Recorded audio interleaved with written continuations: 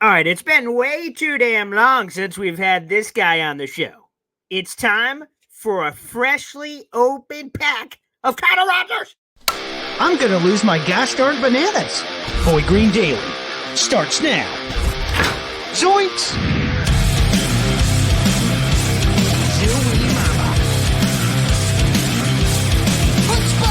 I made it clear that my intention was to play, and my intention was to play for the New York Jets.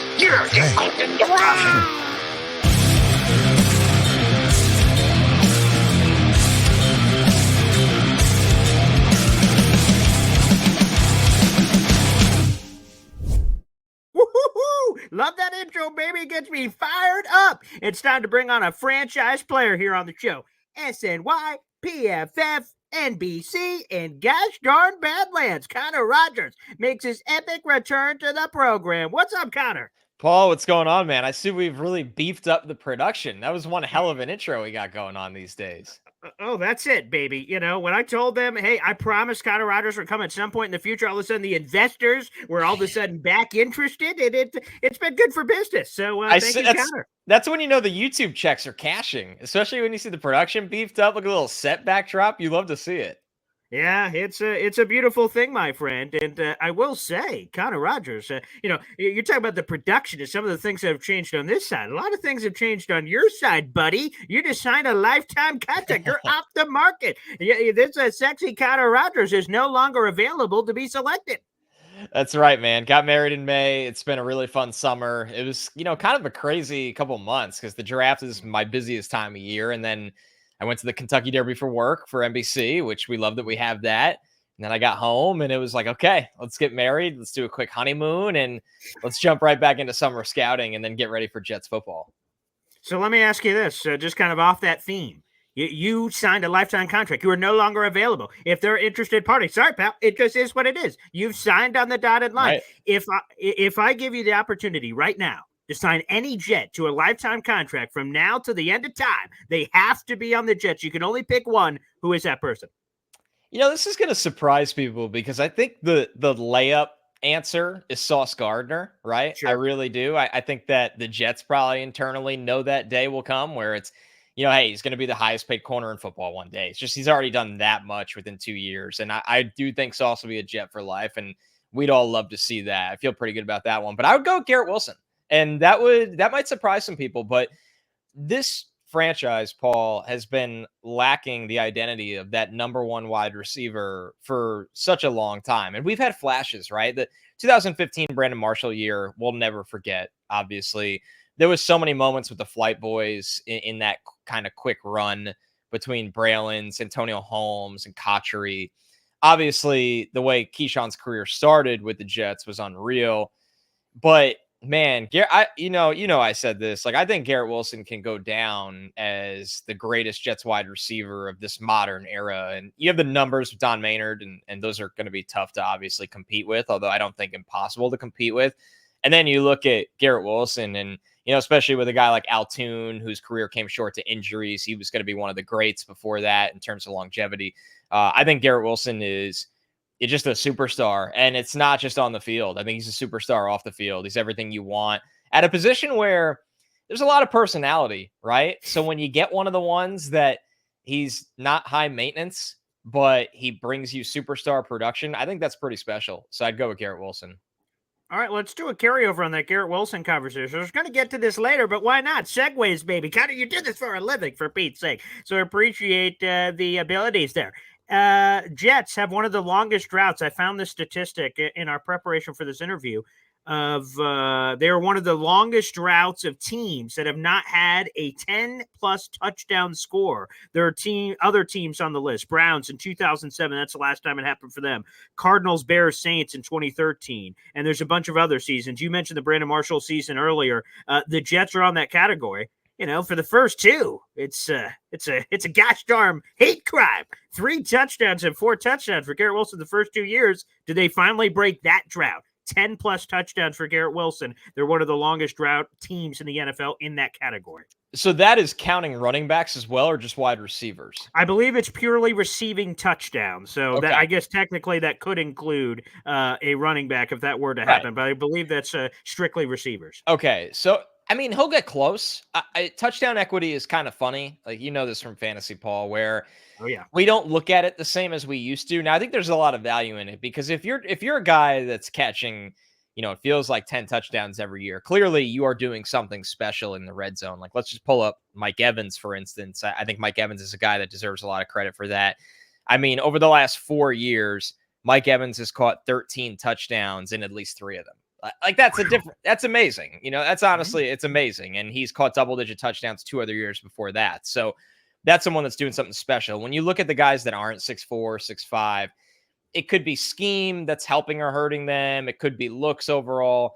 I think Garrett has the ball skills and the release package at the line of scrimmage that he should be a bigger red zone factor than he's been, and it's not his fault. I mean, the touchdown he caught against the Bills last year is one of the most hilarious touchdowns you'll see. Like, it's like, honestly, Zach Wilson didn't deserve that touchdown on his stat sheet. That's how much. They should give Garrett Wilson 2 and Zach Wilson 0 is how that should have worked. So I think that he'll come close this year. If I had to predict, I would set the line at 8.5, and I would think it'll land at 7, 8, 9, maybe 10. We know Rodgers will look to him. When Mike Williams is ready, he's going to get his red zone looks. When Tyler Conklin is out there, he's going to get a lot of red zone looks. Brees is going to get the ball thrown to him. But yeah, I think it'll be pretty close. I would put it at about, we'll call it like plus 150 odds for Garrett Wilson to have double-digit touchdowns. Maybe plus 200, somewhere around there. Okay, spicy. And again, if the 8.5, he's only had 7 in 2 years. For Pete's sake, if he gets the 8.5, it's just different. Like, if you're projecting Zach Wilson over a full season or whoever was behind him, you'd set his touchdowns somewhere between 18 to 20. With Rodgers, he should be set from 28 to 32 every year. So if you're adding another 12 passing touchdowns to the offense, they got to go somewhere. So if that gives Garrett an extra 5-ish, 4-ish, you land at about 8.5. Yep, that's the math. I agree with it. By the way, Connor, would you consider yourself a film guy? How do we define that these days, right? I mean, it's funny for me. Do I watch tape? Yeah, I mean, especially for the draft, right? Like I said, the only way to really get into ranking prospects. Do I watch film for the Jets a lot for our SMY pre and post game segments? All the time. I think, is this opening the door to the conversation of film analysis? We will get to that in a second, but Okay. actually, it's this, Connor. I'd like to highlight a video clip, if I may. We're going to go the production team again. Told you we've got you got people on staff these days. So, Connor, let me roll this footage, and then I want to ask you something about it. So here we go. This is a clip from earlier this offseason. We're at the NFL Combine, I believe this is, and you were joined with Ethan Greenberg and Eric Allen. I just want to roll this quick clip. Both your Sharpies right there. Let's do this. All right. So I already gave away wide receiver, and I'm going to double down on it because I want to be realistic, right? So we'll go with Slick Rick Pearsall in the 3rd round. He's somebody that I just... Everything you said, that it makes no difference. What I wanted to highlight here is do we got the shot production staff? What's going on here, Connor? Let's throw that up on the screen. What's going on with your hand here? What is going on with the technique of holding this pen? It looks like a lot of fingers. You just have gargantuan hands. I've never met you before. There was a technique with this. I have what's going on there? I have long fingers. I don't have massive hands, but I think I have big hands for my body type. I have long fingers, so that is part of it. But the real part of it is when I was very, very young, I used to naturally put a pen in my left hand, so I write like a lefty. And I think somewhere along the way, like my parents used to just put a pen in my right hand, so I kind of started to write righty, but I never changed how a lefty writes. So there's a world where I am technically a lefty by trade, writing for sure. I don't know, like I don't swing a golf club lefty. I played lacrosse and use both hands, so that doesn't really matter. So, I mean, I don't throw lefty like that much better than the average human, but I think I was supposed to write lefty, so I still grip a pen like a lefty, so I look like an absolute idiot every time somebody I like really prefer not to write. It's almost, I'm not really self-conscious about anything. Obviously there I grabbed the Sharpie and went right to work, but I know every time I do it on camera or in front of people I haven't met before, they give me a side eye of like, what the hell is that? Which you did. Good eye, Paul. You caught that right away. Okay, yeah, because again, when we were grabbing the clip, I was more so listening to the content, and all of a sudden, in the middle of it, I just kind of cocked my head sideways, like, what the hell's going on down there?" But Yeah. okay, so interesting. All right, well, that's good to just clarify that. But since we're speaking of the film stuff, did you? Before I even get into it, I'll read you a few quotes. Have you heard about the discussion on football jargon and film junkies? It was brought up by Pablo Torre. Yeah. Did you see any of that? I read Awful Announcing did a Okay. good recap on it. That's where I Okay. get a lot of my media news these days. Ah, If I wow. don't actually want to sit there and if I find it interesting, then I'll go find the full clip and listen to it. So yeah, Okay. I'm somewhat caught up on the many differing opinions on Twitter from it. Yeah, very much so. By the way, Awful Announcing did 2 full deep dives on stick to the Somebody's old paying them PFF. good. It's not Yeah, the me. Stock Maybe it's a Exchange family member. podcast. Yeah, I don't know. Well, either way, your agent is doing a wonderful job doing a couple of those. That was fantastic. But for those who missed it, I'll just kind of catch you up and give you a few quotes because I'm curious, Connor, because you're kind of the perfect person to ask because you play a lot of different roles. And what was being referenced was Pablo Torre was talking to the ESPN personality, was talking a lot about the Hard Knocks conversation. And he said that he, quote, hates this entire genre of video of person of cultural trend. And what he was talking about was the football jargon in film, content creators that are out there. And he said a couple of these quotes. All we just heard was a bunch of jargon that 99% of the audience has no idea what it means at all. They're not even doing anything that anybody understands. I don't even know if Drake May, he was referencing the Dable Drake May clip on Hard Knocks, if his ability to do any of that is actually going to translate to being a good quarterback. And there's basically an American Idol contest of, can you say the most amount of bullshit that I presume is really something, but I have no idea what it means. So I throw it over to you, Connor, because again, you play in a lot of different fields. You certainly do film work for Badlands that we all see and enjoy. Yeah. But also, I could see we've never done this, but we'll check it off in the future at the bar, and you're just we're just having a football conversation that anyone would have. You dance in both waters. What do you make? Because it seems like there's almost a divisiveness with this topic line, where there's a lot of football jargon and film junkies that are doing incredibly deep stuff on a cover 1, cover 2 principle, this, that, or the other, and there's other fans who are just tuning in. I love the Jets. Right, and that's a great way to kind of put a bow on it, Paul, is that you got to know your fan base. And I think film analysis as a whole is it the thing that drives the most interest and traffic in the industry of my years working. I wouldn't say it has that wide of an audience. I think it has an important audience, and I think a dedicated audience. And I think I look at it like this, and I can't speak for Pablo, but I thought what he said, there was actually some things in there that were interesting.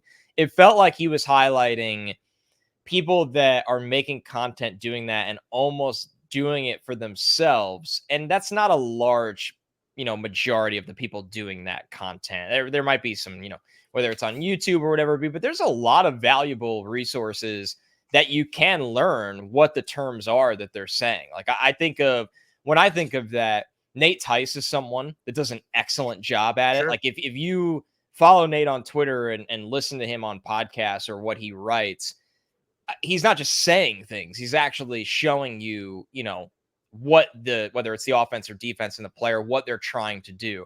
I worked around Chris Sims when I was coming into this industry at Bleacher Report and learned so much from him. And now we obviously work together at NBC. He's another guy. I think he doesn't just say the things, he explains them. So I think that's the most important aspect of it. There's a lot of people that are just going 100 miles an hour and they're not teaching the audience anything. And it probably comes off to some people in a way as an attempted flex. And that's where I don't know how valuable it is in the industry, but to say that film analysis doesn't have value in the industry and it's a lot of jargon, that's not true at all. Because like I said, just 2 of the people I just highlighted are excellent at it and you can learn from it. There's so many good writers that write a lot of important books. If you want to learn more about scheme across all levels of football, Cody Alexander is somebody that I've read a lot of his work, just to name one of the people on there. I think that, you look at the work I do on Jets pregame, when I do a film segment on the touch screen, I put a lot of work into that to make sure what I'm saying is right. I think what a lot of people like to do, not a lot, some people like to break down tape and make assumptions. And I think there's things on tape that we know not like we know we don't always have the answer for. We don't know what the coach was telling that player to do. We don't know specific assignments all the time. We can make educated, I don't want to say guesses, but educated assumptions. And QB school, by the way, with JT O'Sullivan, another that's a master class of quarterback content where you're learning from somebody. But back to the point, when I do stuff for Jets, I try to find trends. I try to know what I'm talking about from, not only what I've learned over the years from smart people, but I also am in a room every Sunday with, two guys that played for the Jets and played in the NFL for a while, and Bart Scott and Willie Colon, where if there's something I'm caught up on, I could ask them questions on that. So, and I think there's a lot of work put into segment. I could tell you there's a lot of work put into segments like that. And if the payoff is that the fans learned one thing, like if a fan walked away and said, oh, I know like last year it was the Jets, what they like to do on third down. Like maybe they're a little bit more aggressive in man coverage and it allows their lighter edge rushers to rush from a wider alignment and Bryce Huff and get after the quarterback. Then that game, they might be looking for that when it's 3rd and 8 against a team that is most likely going to pass on 3rd and 8. Some fans like to learn. If they learn something from that, that's really, really valuable. And like I said, yes, there are people in the industry that it's jargon, but there's also a lot of the people I named, and there's a lot more than just that, that are creating really unique, interesting content that are making football fans smarter. And I think making football fans smarter and just people that work in football, right? Like there's things you don't know. Everybody has things they don't know. So if you have resources that help you, it's like, consider yourself lucky. I mean, 20 years ago, if you were just at home trying to get into scouting and you had never worked for a team before, it's hard. Like I think back to when I was in college in 2012 and I was just watching cut-ups on YouTube, and there was a lot that, I could see, but there was also a lot that I didn't know. And the amount of resources we have out there really just kind of opens the door for people to, become smarter football fans, analysts, whatever they want to be. And I think that's really cool. But I think there was a lot in there that Pablo said that wasn't like total BS. Like I think some of it was warranted. It's one of those things where the headline might speak to you one way, but when you listen to the full thing, you could understand also where the point was going. 100%. Again, we're speaking with Connor Gosh darn Rogers here on the program. One of my favorites. There's no doubt about it. And I think on this conversation, not to get too deep, but I think really it's delivery for me that sometimes film hurts. Yeah, 100%. It's the worst. It's the worst. It's 100%. And it hurts me and others like that. I played football. I feel like I got some sense and I've worked my way in. But then when you hear some of these conversations, it's talked out, and you're like, oh man, I feel like an idiot. And then they almost say that if you don't know this, you're an idiot. So I love that you and Joe, it's kind of weird that you did this. I had this question written beforehand, but you and Joe recently did an offensive breakdown and a defensive breakdown, and you gave football jargon, but explained it to people. And I don't mean jargon in a derogatory way. Right. I mean, you said things and then explained it. And I came away going, I feel like I know a little bit more with Connor's, you work at PFF, you get some things from PFF that you can use and learn better, and using that to help us. I think that was a big takeaway for me of like, cool, I'm a smarter football fan, and I got a few laughs during the conversation. It was kind of the good balance, a healthy, balanced diet.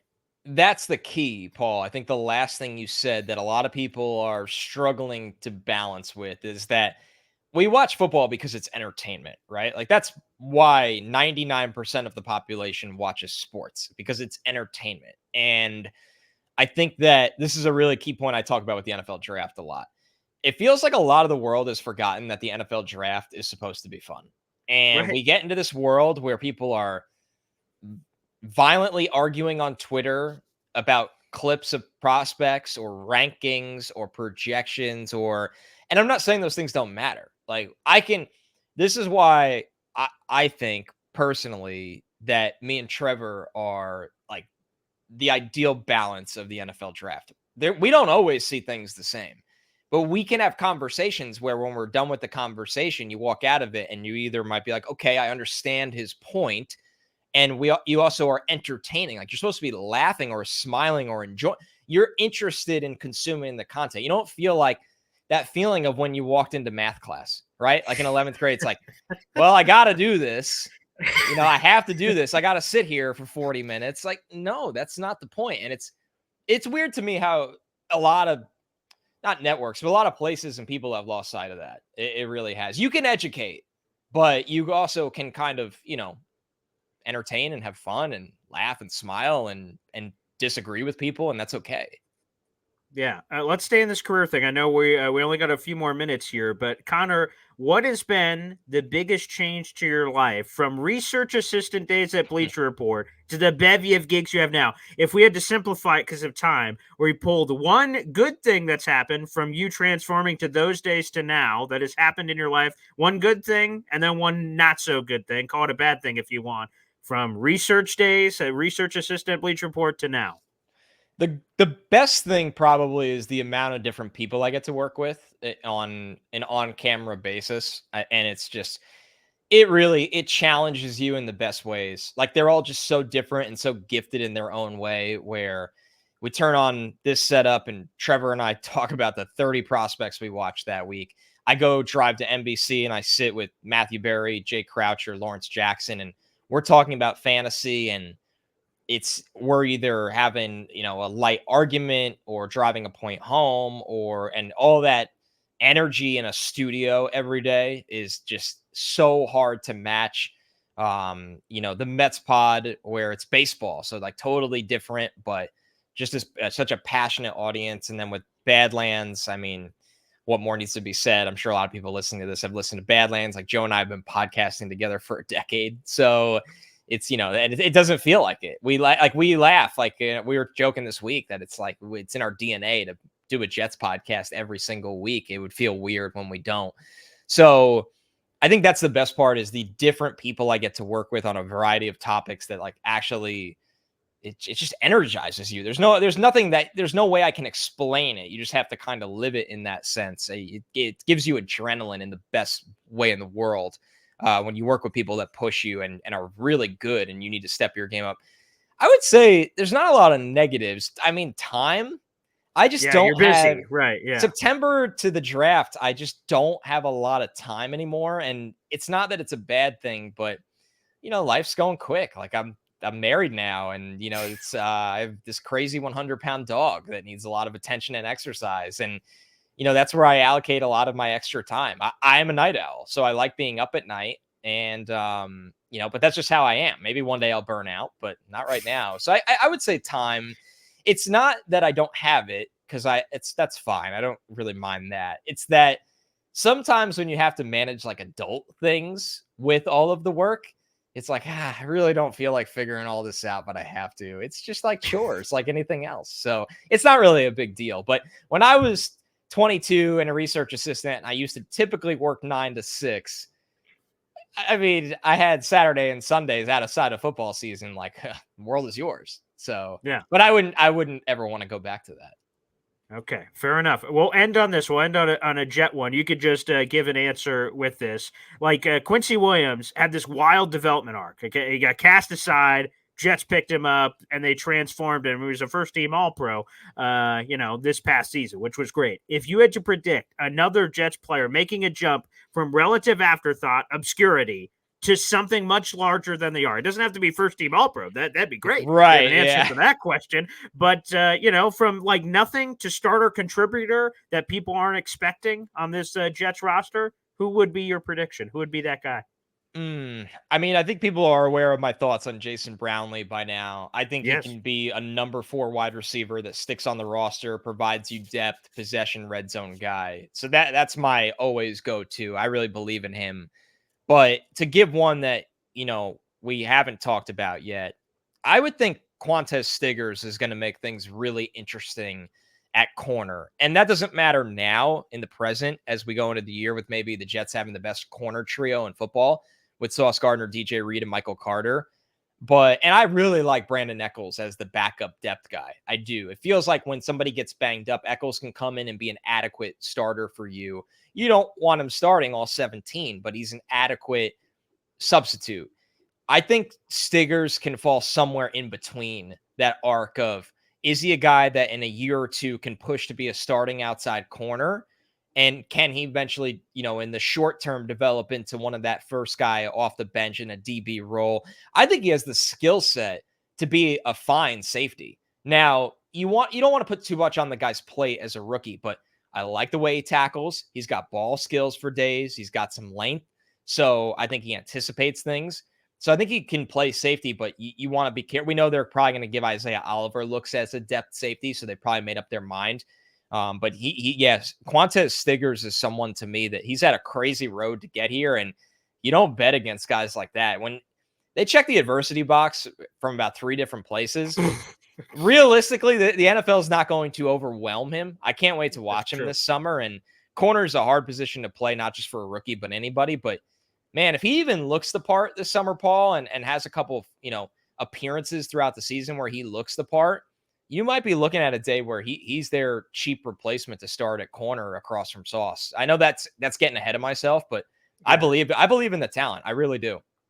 Yeah, I love that. Plant the flag. Do it, baby. And also, again, what you said about Brownlee and Mike Williams, maybe in a dream world, again, not extremely, it's not like it's 100% going to happen, that it's possible. Right. I heard that on Badlands this week. You're like, ooh, okay, let's put that underneath the pillow and we'll see what happens. But Connor, it's always such an honor to have you on the show, man. You're a busy-ass bastard, but boy, when you come on the show, you get the juices revving, baby. Paul, I appreciate you, man. Thanks for having me. We'll talk soon.